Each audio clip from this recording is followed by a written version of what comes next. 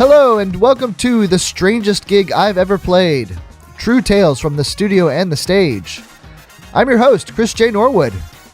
It's the podcast where we hear the true stories about all the weird, wild, wacky, terrible, and or amazing gigs we have to take in order to make it as freelance and gigging musicians.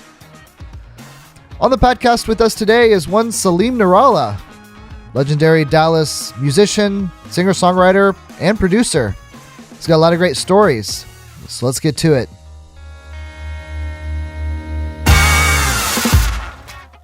Well, Happy New Year!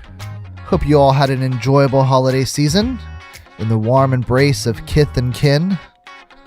Again, my name is Chris J. Norwood, and this is the Strangest Gig Podcast. If this is your first time listening with us, welcome. Hope you'll stick around. I hope you'll check out the previous episodes. If this is now your 12th time listening to us, thank you so much. And if you consider yourself a fan, I'd much appreciate it if you would help spread the word, tell your friends about our podcast, and get them to listen. If you're a musician yourself and you have your own strange gig stories, please don't hesitate to reach out, send me a message, and let's get you on the podcast. Tell your story to the world. And follow us on Instagram at The Strangest Gig. You'll get updates about upcoming episodes. On the podcast with us today is one Salim Nourallah. Salim is a long-time Dallas musician, singer-songwriter, and producer. Been a part of such legendary Dallas Denton bands as The Happiness Factor, the Nourallah Brothers, the Travoltas. He also has a really long, distinguished solo career. As a producer, working out of his home-based studio, Pleasantry Lane, Nourallah has won the Dallas Observer Music Awards Best Producer Award 7 times in a row. He's produced such bands as the Damnwells, the Death Ray Davies, and one of my favorite bands, the Old 97s. Salim has produced 3 albums with the 97s, 2007's Blame It on Gravity, the Grand Theater Volumes 1 and 2, and their 2014 album Most Messed Up. Salim's new solo record, titled A Nuclear Winter, comes out in May of 2023. It is, as Salim describes, and I'm paraphrasing here, the most pain-in-the-ass record he's ever made. Co-produced with the great Marty Willson-Piper from the great Australian band The Church, it is a phenomenal record, and we get into that and the process behind making it. So without further ado, here is Salim Nourallah. So Salim, thank you so much for being on the podcast. Yeah, I'm super excited that you're here. Thanks for having me over, Chris. I'm already marveling at all your cool guitars and your Beatles lunchbox and that retro suitcase with your name on it and the drawing. It looks really official, doesn't it? Super cool. And your electric piano. That's a Fender Rhodes, right? That's right. So the cool thing about this is my wife was a band director when we first got married, and she was teaching at a school, little tiny rural school in kind of southeast Texas called Kemp.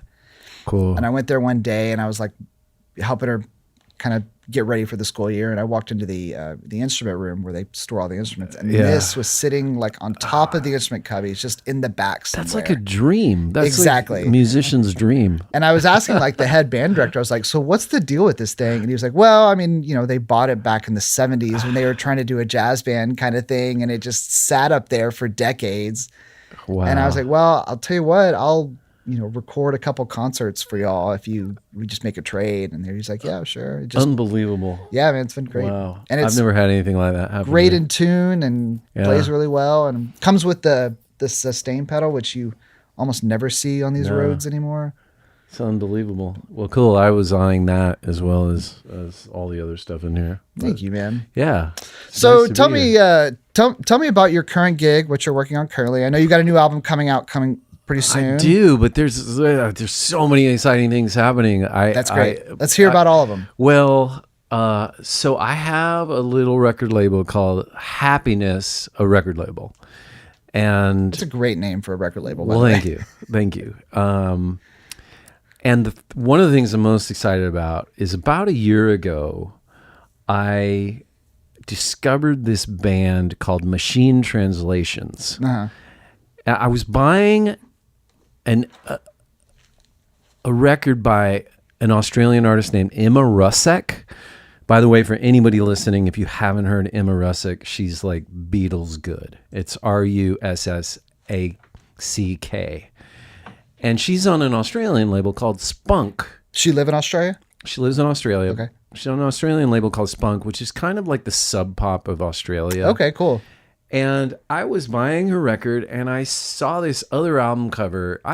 Ever since I was a kid, I love buying music just based on the vibe I get off art, and it's kind of something that I've gotten out of now because don't browse record shops the way I used to. But I saw this album cover, and I just bought it. It was by Machine Translations. Never heard their music, didn't look them up on Spotify, nothing, just ordered the record. Yeah. And I spent about a year listening to this one record called Oh, which it turns out it's their last record. It's their latest record. Yeah. And at some point after listening to it for about a year, one day I suddenly got the great idea to explore their back catalog. I don't know why it took me a year, but I thought, I listen to this record all the time, and I couldn't really find much information about them. But what I ended up finding out, a bunch of interesting things. The singer Greg Walker is like, he's been making records since the late 90s. He was born in the same year I was born, 1967, which is also the year Jeff Tweedy was born, also the year that my best friend and one of my favorite songwriters, Billy Harvey, was born. Okay, yeah. So we're all 67 babies. Yeah. And he's basically the Australian version of Wilco. Okay, very cool. We are all basically writing the same songs. Right. We all kind of have similar voices. It's weird. Yeah. So I started ordering Machine Translation CDs from like the Netherlands and wherever else I could find them. They were hard to get. And I stumbled across this record that he put out in, I think, sometime around 2008 or 9. It's called 7-7. Okay. And it blew me away. Very cool. The production, the guitar playing, the writing, the singing, everything. Greg has ended up becoming a pretty successful producer in Australia. Oh, wow. He's worked with Paul Kelly, among other. Paul Kelly's like the Bruce Springsteen of Australia. And anyway, I eventually reached out to Greg, and I got his email through the Spunk guys.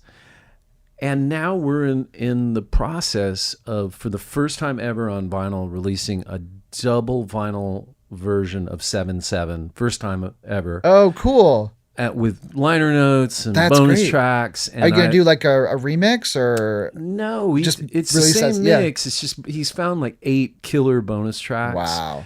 And we've sort of gotten to be friends because we've been Zooming about this. Yeah. And it's I'm crazy excited about it, and they don't really have like people in America just don't know about him. Sure. And then the other project I'm really excited about, and it's another weird Australian link. Yeah.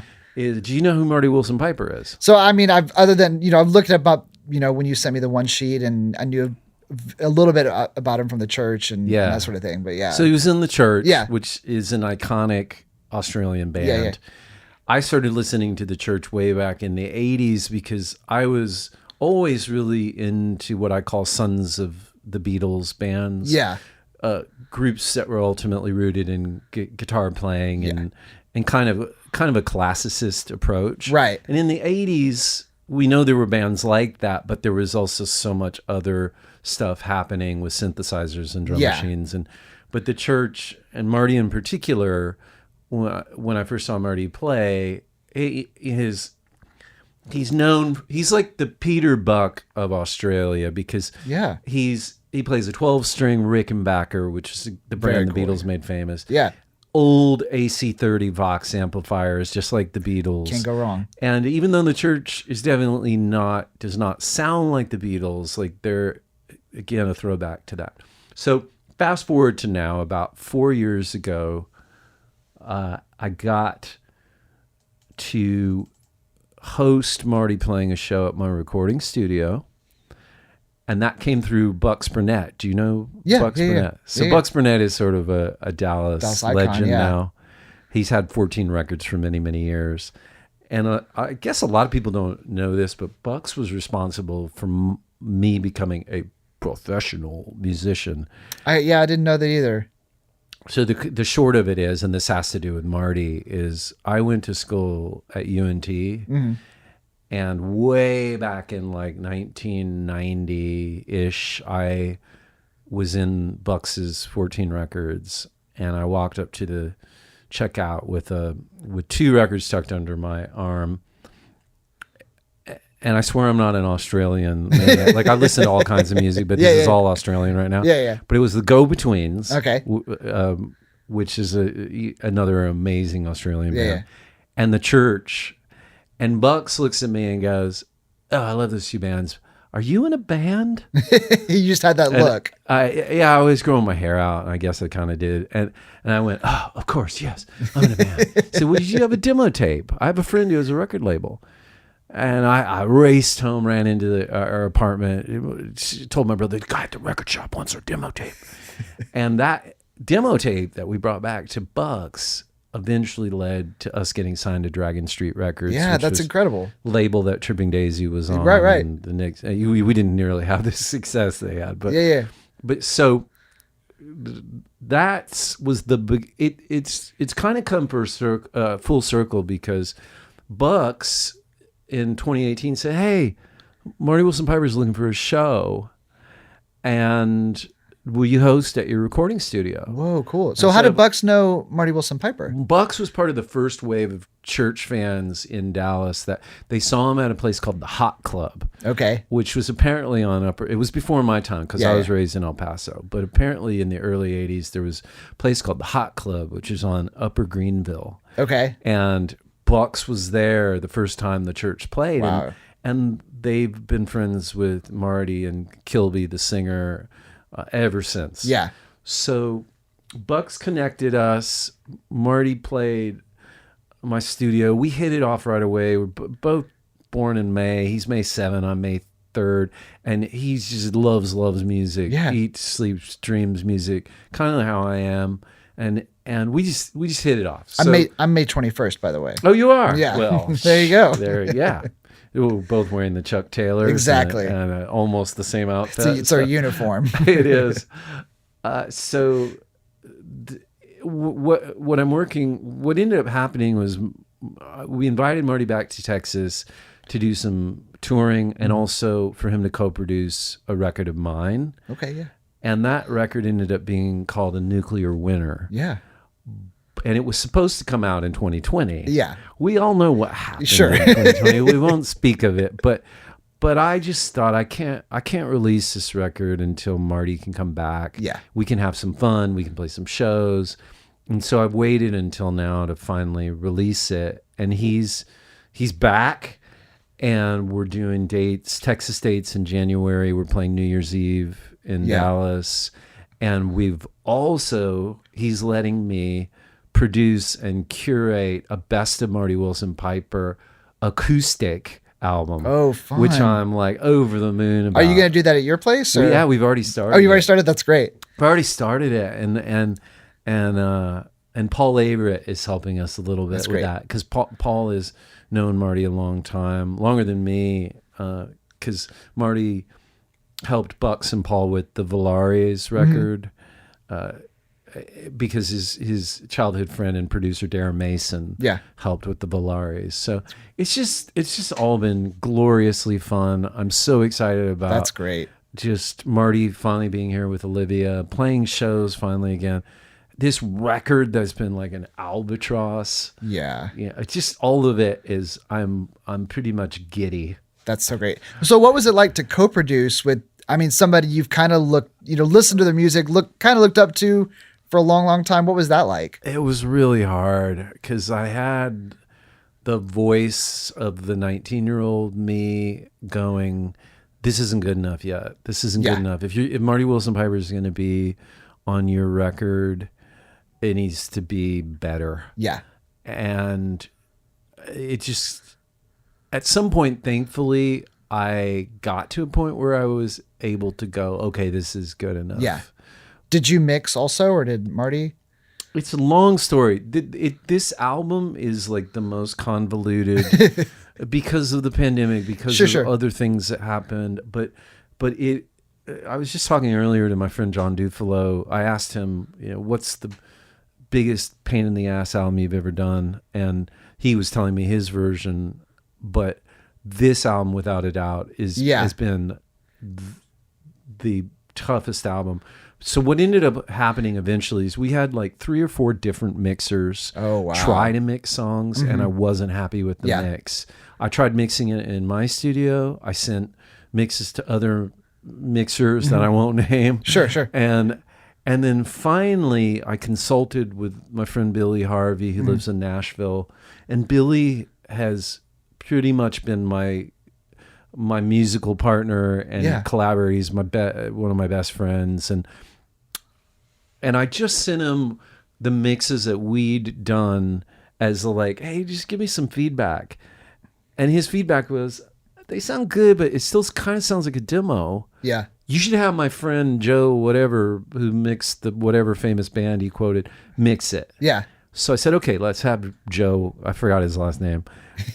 Joe never got back in touch with us. Okay. So one day I just rang Billy up and said, hey man, would you just try mixing a song? Yeah. And we had never ever talked about him mixing anything. Yeah. He's just like me. He sends things off to be mixed. Yeah. And his mix was so good, I just ended up asking him to mix the other 17 songs that had been sort of languishing on the hard drive. And so it sounds fantastic. You sent me I listened to the link you sent, and it sounds great. I've listened to it a bunch. Billy Harvey, man. And you and Marty Wilson, it's a really great record. Thank you. I'm excited for other people to hear it. I've lost all perspective. I do know that the guitar section on the record is really special because you've got Joe Reyes hanging out mainly in the left speaker, and then Marty. And Joe is a friend of mine who lives in San Antonio and plays in a band called Buttercup that I love and also produced years ago.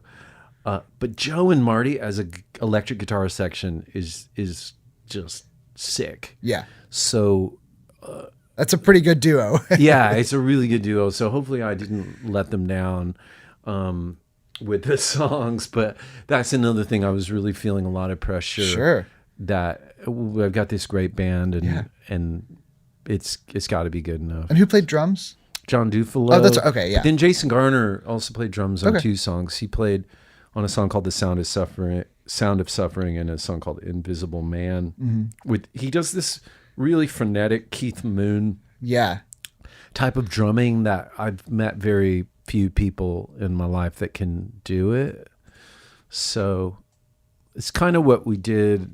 We hadn't made a record since 2011's Hit Parade. Yeah. And that's what we did on that record too, where Jason played drums on a couple of the frenetic songs. And then you recorded at a place in Nashville, right? Welcome to 1979. Yeah. What was that like? I've been intrigued by that studio for a while. It seems like a really cool place. It was. We went to tape, which is cool because I haven't gone to tape in forever.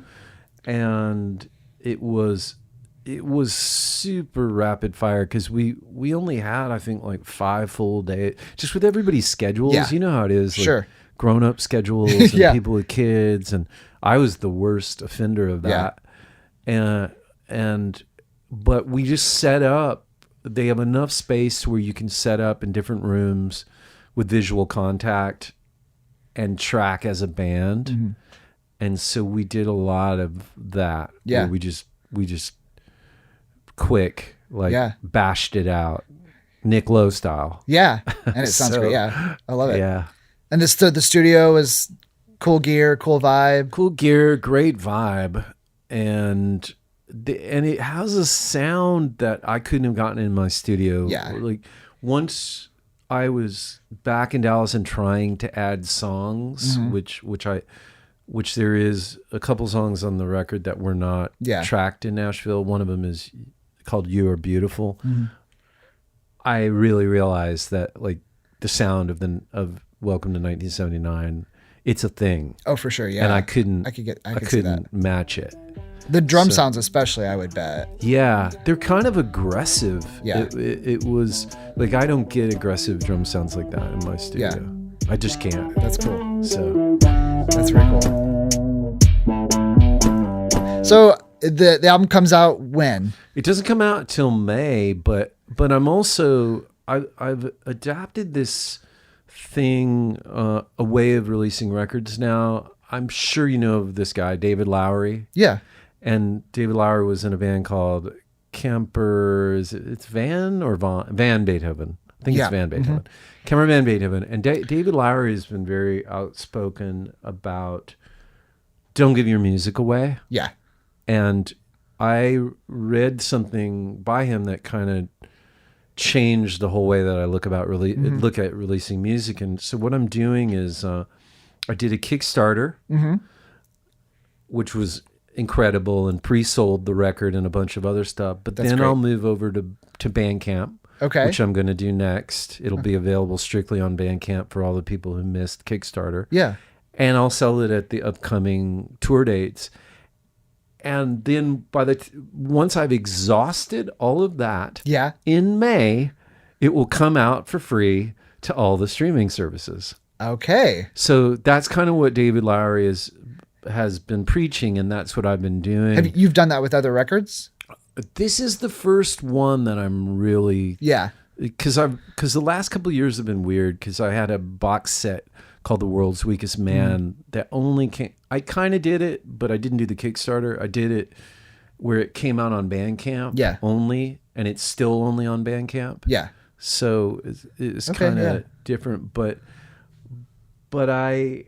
it's only something that you can really do if you've been around a while and you kind of have a fan base. That makes sense. It doesn't really work for new artists, unfortunately. Yeah, I think new artists are still kind of stuck just giving it away. Giving their stuff away and hoping to develop a fan base. Hoping. Yeah. But I've kind of found that even if you like blow up your numbers with videos and other things, like, it just doesn't translate to like real one-on-one connection. People writing or saying or buying merch or saying, "Hey, I'm so-and-so and I live in Wisconsin and I really like your record." Like there's just it's just like the void. Right. You see the numbers tick, tick, tick, tick, tick, but there's actually no connection with anybody. And I don't like that. For sure. I really value like knowing, shout out to Dave Paulus in Portage, Michigan. Yeah. And Marie Papacek, shout out in Pittsburgh, Pennsylvania. You develop an actual fan base. Yeah, and you become friends and like, and they'll come visit me when they're in Texas. That's cool.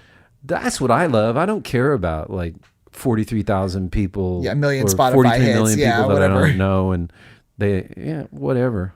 I always think that's funny that like, there's so many young bands that have like, a million spins on, a million hits on Spotify or whatever, but they can't get 30 people out to a show.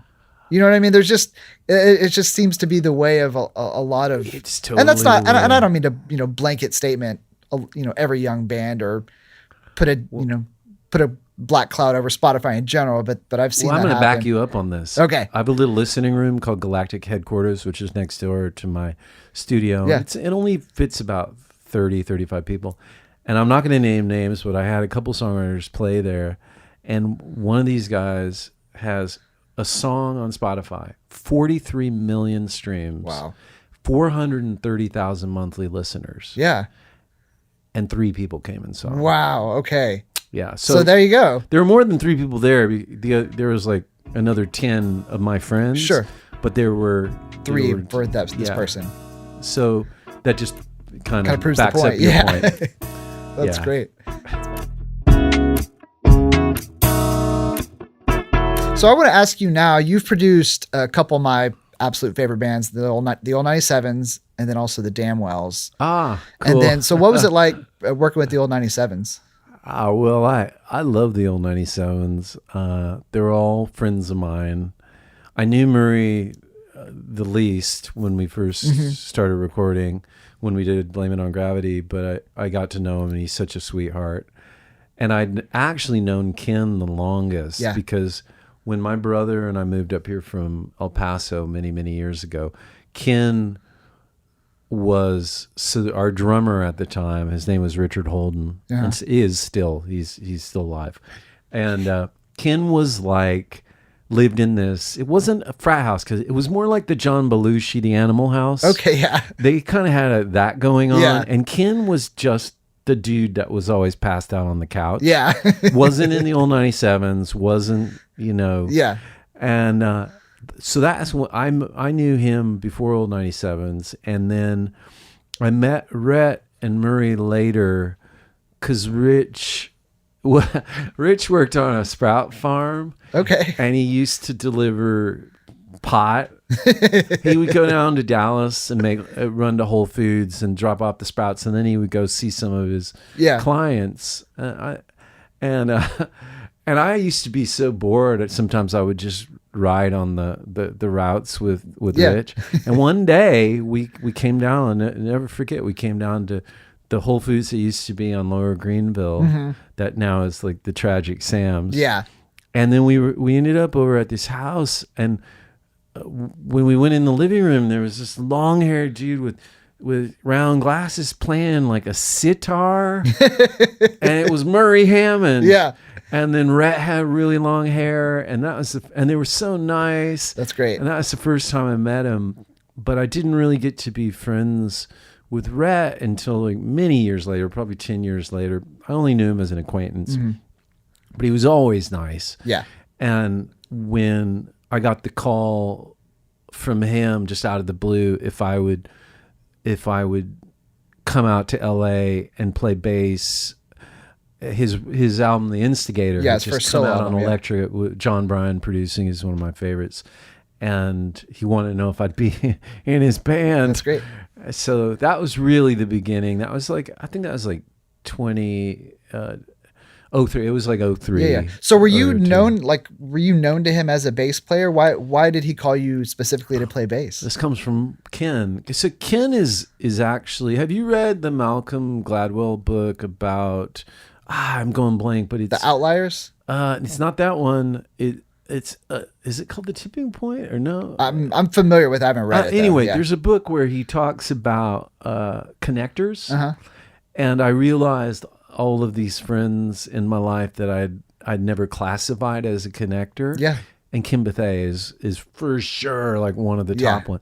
And he connected me with another great friend that I didn't know, but I've been friends with him now forever, Robert Jenkins, who's actually Rhett's buddy, and Robert is in like several Old 97 songs. Yeah. So Robert's dad and Robert. Sure, anytime there's Robert's reference, I think he's like in 3 songs. So Ken went to Robert in like 98 with a copy of the Nourallah Brothers record. This is The Legend Has It. And he slapped down this CD at their lunch and said, you need to listen to this, and you need to sign Salim's band Happiness Factor. And then I heard from Robert, who did end up signing Happiness Factor. He had a record label called Summer Break. Yeah. And Rhett was consulting with Robert about, he really wanted to have a Dallas-based band. Okay. When he toured The Instigator. And what I've heard, whether it's true or not, is Robert told Rhett, without blinking, you need to call Salim Nourallah, and don't ask him to audition because he won't. Just ask him if he'll. Of course, I would have. Yeah. I was working at CD World at the time. My band was going nowhere. I had no money. I would have gladly auditioned. Yes. But what at least Robert told me was, his version was just call Salim and ask him. And that's what happened. I got this call out of the blue from Rhett. That's great. And it's the beginning of a really incredible friendship. Yeah, that's been great. I love and respect him a lot. Yeah, Blame It on Gravity, man. I spun the hell out of that record. Cool. When it came out. I loved it. Well, I'm also really proud of Most Messed Up, yeah. which was the record, the last one we did. And it was a messed up time, but the record really, it's such a great rock and roll record to me, and having Tommy Stinson from The Replacements on it too just added to the whole chaos of everything. It's funny, like sometimes like the seemingly simple like rock and roll records, you would think that you can't mess them up. Yeah. But they're they're so seemingly simple that like they can kind of go awry. And so that's the great thing about those records that you produce with them, that they're so like, they're just old 97s rock and roll. It's great. Well, thanks. I really wanted to capture what they do live on a record. And I do think actually capturing rock and roll bands is a very, very difficult sketchy proposition. It just, once the microphones are all, there's just something about the live experience that kind of gets lost. Sure. So there was a really elaborate process that we ended up adapting on Most Messed Up to ultimately capture a very simple thing. Did they play live all together, or? They did, but what we ended up doing was, I hope I'm not giving away too much, but we ended up building monster Frankenstein comps. Oh yeah. So basically we tracked the whole band live, including vocals. Yeah. And we would have, for example, 9 takes of a song, and we would comp the rhythm section first, only the live takes. And then we'd move over to Rhett's acoustic and vocal, and then we would move finally to Ken. Yeah. And at the end, you have all live. It's one all full live, yeah, but it's not from one take. Yeah. And it was a pretty incredible way to, I think, to capture what they because the energy is all still there. Energy's all there. And there were little things that happened on certain takes that never happened again. Because that's the other thing about them is, I'm sure you know this working with people. There are some people that will play the same thing over and over again, 100 times the same way. Yeah. They'll sing it 100 times the same way. Yeah. Old 97s are not that band. Yeah. All 4 of them are equally spontaneous. That's great. Which makes them so great live. It's what makes, But once you apply it to recording, it's like Ken would never play the same thing twice. Sure. And he plays something and be like, do that again. Like, what thing? I don't know. What are you talking about? So I just got to the point where we're recording at all times. Even when he was fooling around, didn't know the song, quite know the song, he would still play things that were like, that's magic. Beautiful, yeah. Let's go grab that. That goes into the monster comp. That's great. So that's cool. Just, that's really cool. Like you've talked about, you've been a producer for a long time. You've been in your own bands. You've played for other bands. Tell me now about the strangest gig you've ever played. And I've explained this to other people. Strange doesn't always necessarily have to mean bad. I've played a few strange gigs that have been really awesome gigs, but the gig there where you look up and you're like, how did I get here? Yeah. I think I'm going to kind of go, it's more strange than bad, but it was fraught.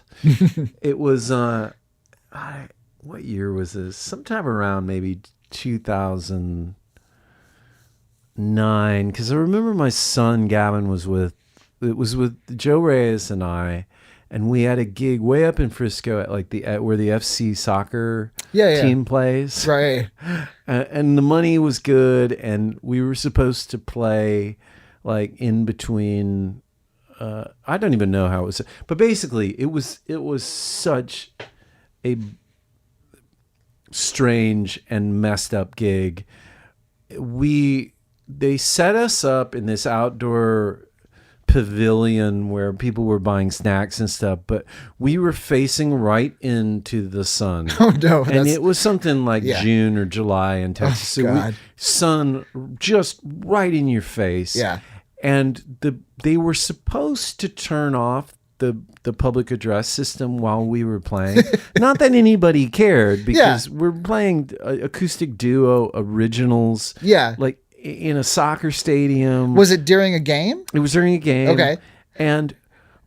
But so someone would stand around with walkie-talkie and go, okay, go play. And you'd play like only like 3 songs or something. And then they'd cut you off. And you did it for like 2 hours. So you're standing around in the blazing heat. But the problem is they weren't shutting off the public address system. Oh, no. So I remember distinctly Journey's "Don't Stop Believing" is like blasting over the stadium PA while I'm singing "Don't be afraid, don't be afraid, don't think on what's going on." Yeah, it's an interesting mashup. And my son was there, and it was just like, what are we doing? What is this? Why did someone decide that this was a good idea? why is someone paying us to do this? Like, what is it contributing?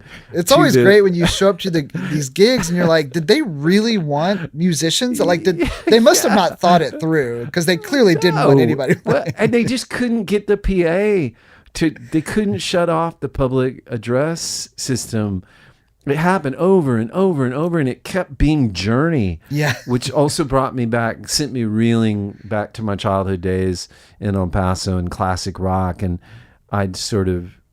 Journey was one of the bands I really targeted at the time when I was young. I got over it as I grew up, of course, but like it really took me back to being like 9 and hating Journey, and like here I am, I'm in a soccer stadium, Damn, and that band. Journey is just dwarfing us, ruining things again. Yeah, so that's great. Another horrible show was and strange was way back to the Dragon Street Records days in the early 90s. We were my brother and I had a band called the Moon Festival, which was actually influenced by the church, because Steve Kilby had a song on a solo record that I loved called My Birthday in the Moon Festival. Yeah. It's a better song than We Were Band. But we were cutting our teeth and we were still trying to figure out who we were. Yeah. And we had this tour to the West Coast that we did, which is also the beginning of my brother's well documented battle with agoraphobia and social anxiety, and he withdrew from performing years ago. It was sort of, in retrospect, the beginning of that, because we ended up canceling more shows than we actually played. Because Ferris would get to town and go, like in San Francisco, like, this is sketchy. We're going to lose all our equipment. They're going to steal our band. We need to move on to the next gig. Yeah.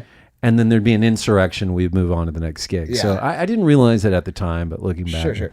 But anyway, we played in a venue, air quotes, in Las Cruces, New Mexico. Yeah. Which is just about 45 minutes west of our hometown, El Paso.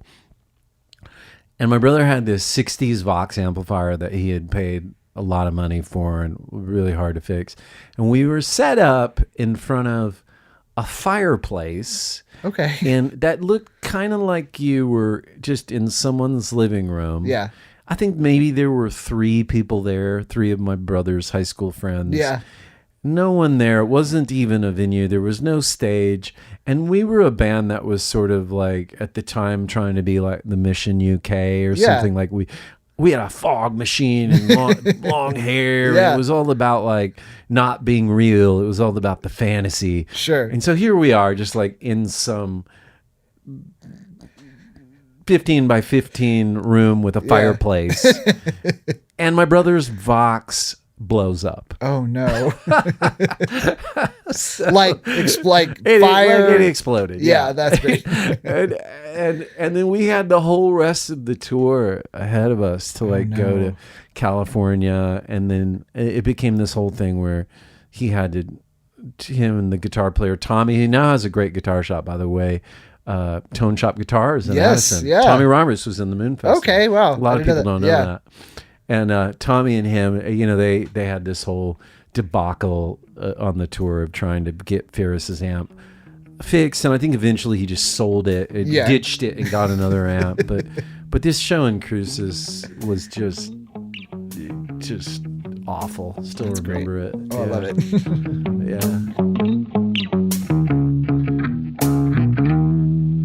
So tell me now about your dream gig, and that can be like dream venue, dream bill, dream act to produce. Well, whatever that means to you. Well, my dream gig used to be, I did this theater tour when I was in the Travoltas, a band I had with Paul Slavens, with the All 97s. It's been about 10 years now, where we played all these really cool old theaters, like the Granada, kind of like the equivalent of the Granada in every major city. And with a band, that's a dream gig. Like, cool old theater. That's totally where it's at. None of them are big enough to where it feels too big. Crowd's still pretty close. Yeah, still pretty close. But as far as non-band shows, I've come to really enjoy stripped down shows, duo shows, and acoustic shows. Or now I'm playing as a duo with Paul Slavens. Yeah. We're doing a lot of Travolta's music. Now my dream show is actually what inspired me to start my own little house concert series at Galactic headquarters. And because it's only like 30 people, it's just super casual. That's great. Sometimes you don't even need a PA. Yeah. And that's what we're doing New Year's Eve with Marty Willson-Piper, That's by great. the way. So that is totally my dream gig now. That's great. It's just little shows. That's great. It's so fun. Well, Salim, thank you so much for coming on. This has been really, really great. How can people find out about you and what's going on? Well, the hardest part is spelling my name. So spell it for the people then. Spell it? Well, they can Google SALIMNOURALLAH.